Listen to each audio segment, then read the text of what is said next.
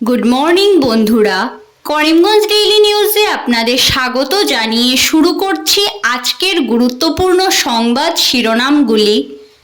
Stock ট্রেডিংয়ের জাল রাজ্যে হাজার কোটির প্রবঞ্চনা বিশাল স্বপ্ননীলদের, শেয়ার বাজারে বিনিয়োগে মুনাফার প্রলোভনে কোটি কোটি টাকা সংগ্রহ। বিস্তারিত থাকবে প্রতিবেদনে। এবার করিমগঞ্জেও লোন দেওয়ার নামে লক্ষ লক্ষ টাকা লুট, প্রতারণার অভিযোগে করিমগঞ্জে আটক 2 জন। বিষক্রিয়ায় কাতরানো গৃহবধূ উদ্ধার পাথারকান্দিতে, এ নিয়ে চাঞ্চল্য সৃষ্টি এলাকায়। দুর্বল নিষ্কর্মা জলসম্পদ কর্তার জন্যই চরম দুর্ভোগে করিমগঞ্জের কৃষকরা, বললেন দক্ষিণ করিমগঞ্জের বিধায়ক সিদ্দেক আহমেদ। শিলচর রেল স্টেশনে সার্ভিস রিভলভার দিয়ে আত্মঘাতী এক আরপিএসএফ জওয়ান, ঘটনাকে কেন্দ্র করে চাঞ্চল্যের সৃষ্টি এলাকায়। বরাদ্দ 49 লক্ষ টাকা, কাছাড়ে জল পরিবহনের নৌকা মেরামতে অনিয়ম। উধারবন্দের চণ্ডীঘাটে এক ভয়ঙ্কর সড়ক দুর্ঘটনা, কালভার্টের নিচে থেকে সাইকেল আরোহী যুবকের দেহ উদ্ধার। এবার স্প্যাম কল রুখতে বাতিল 2,75,000 মোবাইল নাম্বার। বিস্তারিত প্রতিবেদনে যাওয়ার আগে প্রত্যেক দিনের গুরুত্বপূর্ণ খবর পেতে অবশ্যই ভিডিওটিতে একটি লাইক করে ইউটিউব চ্যানেলটি সাবস্ক্রাইব করে পাশের বেল আইকনটি বাজিয়ে রাখবেন এবং ফেসবুক পেজটি ফলো করে ভিডিওটি শেয়ার করবেন। এবার সংবাদ শিরোনামগুলোর বিস্তারিত হলো। মাত্র 22 বছর বয়সেই ডিব্রুগড়ের বিশাল জনগণের টাকায় বিশাল ফুকনের বিলাসী জীবন, একাধিক ফ্ল্যাট, দামি দামি গাড়ি বাড়ি, বিলাসী হোটেলে অবসর বিনোদন, পালিত বোনের বিয়েতে 1.5 কোটি টাকার হীরের গয়না উপহার। শিবসাগরের স্বপ্ননীল দাসের গুয়াহাটিতে থাকা TFAL কার্যালয় হার মানাবে খ্যাতনামা কর্পোরেট সংস্থার কার্যালয়কে। গুয়াহাটিতে একাধিক ফ্ল্যাট, মাত্র 1 বছরে কোটি কোটি টাকার সম্পত্তি। কম দিনে এত কিছু সম্ভব হয়েছে শেয়ার বাজারে বিনিয়োগের নামে লোক ঠকিয়ে। বিশাল ফুকন, স্বপ্ননীল দাস দুজনের পরিচয় শেয়ার ব্রোকার, যা সেবির নিয়মে পুরোপুরি অবৈধ। কিন্তু বিশাল ফুকনের বিরুদ্ধে প্রায় 2,000 কোটি টাকার প্রবঞ্চনার অভিযোগ রয়েছে। স্বপ্ননীল দাসের নামেও রয়েছে 1,000 কোটির বেশি প্রবঞ্চনার অভিযোগ। ডিব্রুগড়ের বিশাল, শিবসাগরের স্বপ্ননীল দুজনেই এখন পুলিশের জালে। শেয়ার বাজারে বিনিয়োগ, স্টক ট্রেডিংয়ের নামে এভাবে কোটি কোটি টাকার প্রবঞ্চনার জাল ছড়িয়ে রয়েছে গোটা অসম জুড়ে। সহজ সরল জনগণকে বোকা বানিয়ে টাকা সংগ্রহ করার অভিযোগে করিমগঞ্জে আটক করা হলো 2 জনকে। সেই সঙ্গে অভিযান চালানো হলো প্রাগজ্যোতিষ ফিনটেক ক্যাপিটাল সলিউশন লিমিটেডের কার্যালয়ে। নগদ 2,000 টাকা দিয়ে সদস্যভুক্তি করলেই লোন মিলবে 20,000 টাকা। এরকম লোভনীয় অফার যে কোনো সাধারণ মানুষের মনে আগ্রহের সঞ্চার করে। করিমগঞ্জ শহরের যত্রতত্র এজেন্টের মাধ্যমে প্রাগজ্যোতিষ ফিনটেক ব্যাপক মাত্রায় টাকা সংগ্রহ করে।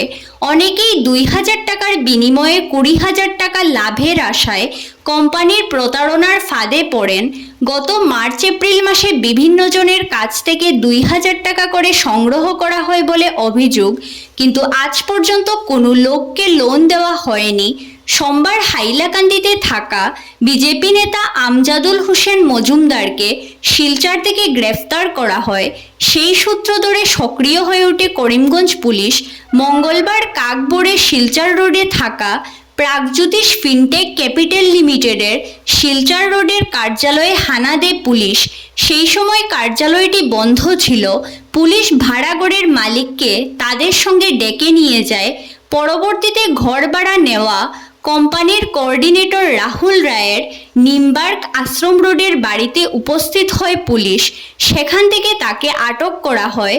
করিমগঞ্জের শাখা কার্যালয়ের সহকারী কোঅর্ডিনেটর দেবারতী পুরকায়স্তকে সঙ্গে নিয়ে পুনরায় কার্যালয়ে হানা দেয় করিমগঞ্জ পুলিশ। নেতৃত্ব দেন অতিরিক্ত পুলিশ সুপার প্রতাপ দাস। কার্যালয়ের বিভিন্ন নথিপত্র সহ গ্রাহকদের কাছ থেকে কিভাবে টাকা সংগ্রহ করা হতো তার যাবতীয় তথ্য নথিভুক্ত করে পুলিশ। সকাল থেকে শুরু হওয়া অভিযান রাত 8টা পর্যন্ত অব্যাহত ছিল বলে জানা গেছে। বিষক্রিয়ায় কাতরানয় গৃহবধূকে উদ্ধার করা হলো পাথারকান্দিতে। চাঞ্চল্যকর এ ঘটনাটি ঘটেছে পাথারকান্দি পেট্রোল পাম্প সংলগ্ন স্থানে। মঙ্গলবার দুপুরে উল্লেখিত স্থানে শাঁখা সিঁদুর পরিহিত এক মহিলাকে বিষক্রিয়ায় কাতরাতে দেখে স্থানীয়রা এগিয়ে গিয়ে তাকে দ্রুত উদ্ধার করে চিকিৎসার জন্য পাথারকান্দি সামূহিক হাসপাতালে ভর্তি করেন। পরে তাকে উন্নত চিকিৎসার জন্য করিমগঞ্জ সিভিল হাসপাতালে প্রেরণ করা হয়। মহিলার নাম মৌসুমী শুক্লবৈদ্য, বাড়ি বদরপুরে, তার বাপের বাড়ি নিলামবাজারে। কিন্তু কী কারণে তিনি পাথারকান্দি আসেন এবং কিভাবে তার এমন অবস্থা হলো সেই সম্পর্কে কিছুই জানা যায়নি। এই ঘটনায় পুলিশ তদন্তে নেমেছে বলে জানা গেছে। করিমগঞ্জের ইতিহাসে জলসম্পদ বিভাগে সবচেয়ে দুর্বল ও নিষ্কর্মা এক্সিকিউটিভ ইঞ্জিনিয়ার দায়িত্বে থাকাই একাধিক জায়গায় বাঁধ ভেঙে পরপর বিধ্বংসী বন্যায় লক্ষাধিক মানুষ ক্ষতিগ্রস্ত হয়েছেন। এমনই গুরুতর অভিযোগ দক্ষিণ করিমগঞ্জের বিধায়ক সিদ্দেক আহমেদের। জলসম্পদ বিভাগের মন্ত্রী পীযূষ হাজারিকা লঙ্গাই নদীতে ভেঙে যাওয়া বাঁধ সংস্কারে ইতিবাচক পদক্ষেপ হাতে নিলেও বিভাগীয় এক্সিকিউটিভ ইঞ্জিনিয়ার অসিত দেবের অকর্মণ্যতার দরুন সঠিক সময়ে বাঁধ সংস্কার না হওয়ায় এর খেসারত দিতে হচ্ছে হাজার হাজার দুস্থ প্রান্তিক কৃষককে।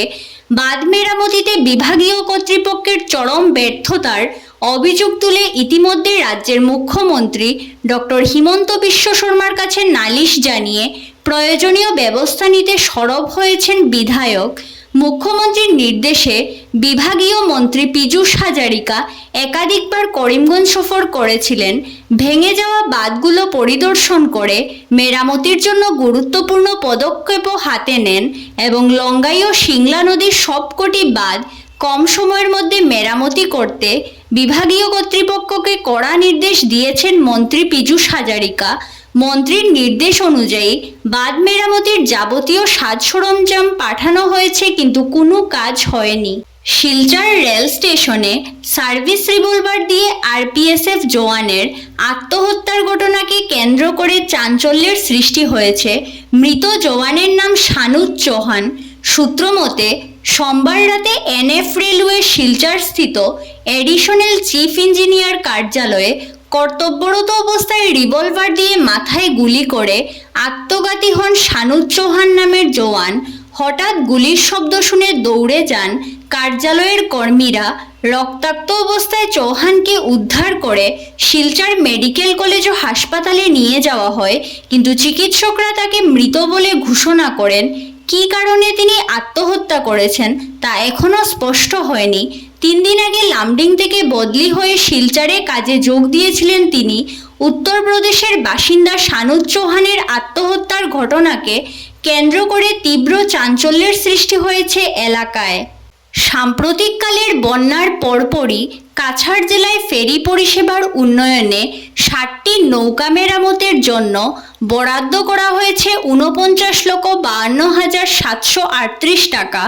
অভ্যন্তরীণ জল পরিবহন বিভাগের শিলচর ডিভিশনের এক্সিকিউটিভ ইঞ্জিনিয়ারের চিঠির প্রেক্ষিতে ডিস্ট্রিক্ট ডিজাস্টার ম্যানেজমেন্ট অথরিটির অধীনে এই ধনরাশি বরাদ্দ করেছেন কাছাড়ের জেলা আয়ুক্ত রোহন কুমার ঝা। নৌকা মেরামতের জন্য অর্থ বরাদ্দের আর্জি জানিয়ে গত 18 জুলাই চিঠি দেন জল পরিবহনের এক্সিকিউটিভ ইঞ্জিনিয়ার, আর 25 জুলাই বরাদ্দ করা হয় অর্থ। এরপরই দেওয়া হয় কাজের বরাত। এ পর্যন্ত সবকিছুই ঠিকঠাক থাকলেও প্রশ্ন উঠছে কাজের বরাত দেওয়া থেকে নৌকা মেরামতে ব্যবহৃত নিম্নমানের কাঠ ব্যবহারে। এ নিয়ে বিভাগীয় স্তরে শুরু হয়েছে জোর জল্পনা। অভিযোগ মতে এই নৌকাগুলো মেরামতে অতি নিম্নমানের কাঠ ব্যবহার করা হচ্ছে। বিশেষ করে আম কাঠের রং দিয়েই চলছে নৌকা নির্মাণ। এমনটা হলে এই নৌকাগুলো কদিন চলতে পারবে জলে? এ নিয়ে যেমন প্রশ্নের উদ্রেক হচ্ছে, তেমনি নদী পারাপার যাত্রীদের জন্য হবে ঝুঁকিপূর্ণ।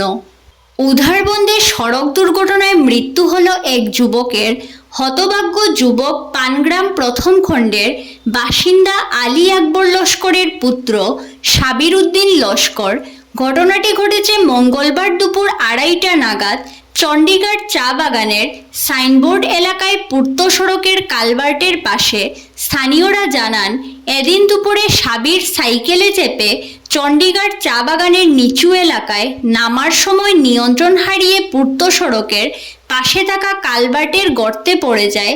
এতে গুরুতর আহত হয়ে সে। খবর পেয়ে ঘটনাস্থলে ছুটে যান উধারবন থানার ওসি হাউকাম চেংশান ও এসআই ফারুক আবদুল্লাহ।